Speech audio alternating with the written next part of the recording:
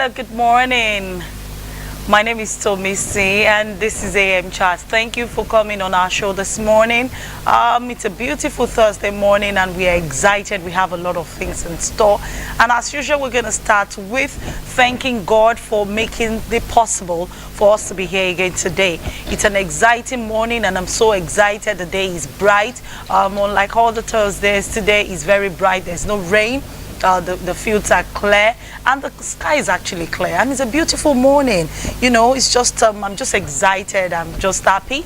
You know, when you look around you and you see how many ways that God has blessed you and how much God has blessed Nigeria with intellectual capacity. You know, you look at the social environment, you look at the people, you look at so many things, you look at the environment itself, the food we eat, the ground you walk upon, you look at everything and you just see that God has blessed you with so much. So why not be thankful? So we take a moment out this morning and we just say thank you to our God, to our Creator, for making it, you know, a beautiful day, for making this beautiful day for us.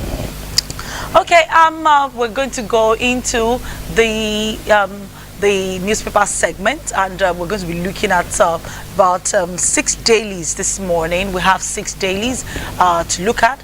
And these different newspapers are going to be interesting. We have so many political stories, so many of them.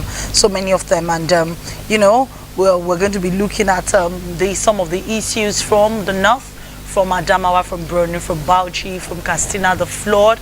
We're going to be looking at you know, the visit of the president to Netherlands, amongst other things. The defections.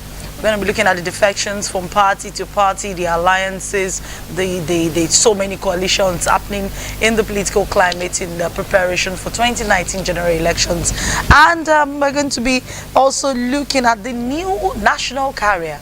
You know, Nigeria, for the first time in a lot of decades, is going to have our own, we're going to have our own air carrier. We're going to have our own personal carrier, Nigeria Air. And I think that's where I would like to start from this morning. Excuse me, please. So I like to start from the front page of the New Telegraph. You know, good news. I always like to start with good news. And you know, for a very long time, Nigeria has not had this particular story. We don't have our own airline. We have so many people. You know, Nigeria is fertile ground. And people really come into this country with lots of businesses that is not working here. They bring the concept right there from their own country and it works for them and they make so much money. Truthfully, they make so much money. And because of that, you know, Nigeria is also looking at it. There's something they call national identity, being able to identify with some of the things that Nigeria is doing. So this morning we're starting with the front page of the New Telegraph. And my first story is new national carrier, Nigeria Air, targets 81 routes, and that's so interesting. You know, the federal government has made good on its promise to unravel the name, the new national carrier, and it's called Nigerian Air.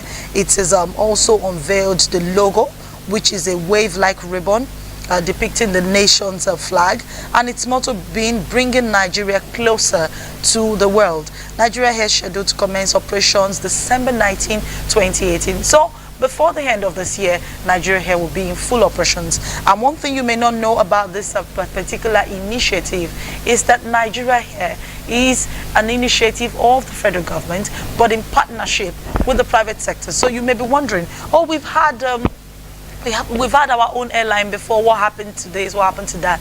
But this time around, what's going to be different is that the government is looking at the private sector involvement that would ensure that this project is properly managed. And, you know, people get to manage it, people get to go to do things about it. So it's not like it's going to be another wasted infrastructure, but the private sector, being the ones that would manage this project, will be the ones to oversee and ensure that it keeps running and it keeps running fine. Okay, still looking at the front page of the Telegraph, we have New Telegraph defection. That's the center spread. Defection. PDP mates Saraki, Tambuwal, Otom, Ahmed. Okay, that's the first thing. Defection. PDP mates Saraki, Tambuwal, Otom, and Ahmed. Second, Zatiku, Lamido, Shekarau lead onslaught. We have marathon meetings. held in Sokoto, and Ilorin. I remember the Saraki met with some PDP leaders in Ilorin over the course of the week yesterday and I think about 2 days ago. And we also have APC bribing opposition parties with 100 million. That's from ADC. Okay. Insecurity, Buhari's government confused and incompetent. That's from OBJ. Okay. The former president Obafemi Olusegun Obasanjo saying that insecurity, Buhari's government confused and incompetent. Okay, there's a lot of alliances happening right now, and we're going to talk about that later. Moving on, we're moving to the front page of the Nigerian Tribune. The Nigerian Tribune this morning, as the center spread, PDP leaders meet with Saraki, Tambuwal, Otom, and Ahmed. That's the Senate president. That's governor of Sokoto, and then you have Benue State governor and a lot of other people. You have them meeting. That's Kwara State Governor Abdul Fattah Ahmed meeting with PDP leaders all of this happened at Ilorin.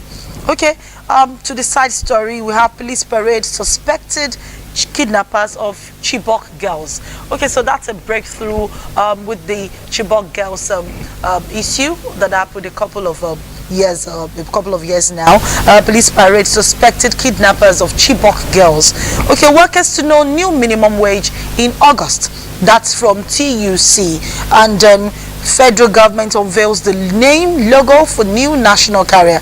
Okay, that's all we're taking on the front page of the Nigerian Tribune this morning. Moving on, we're going to the Punch. Going to the front page of the Punch.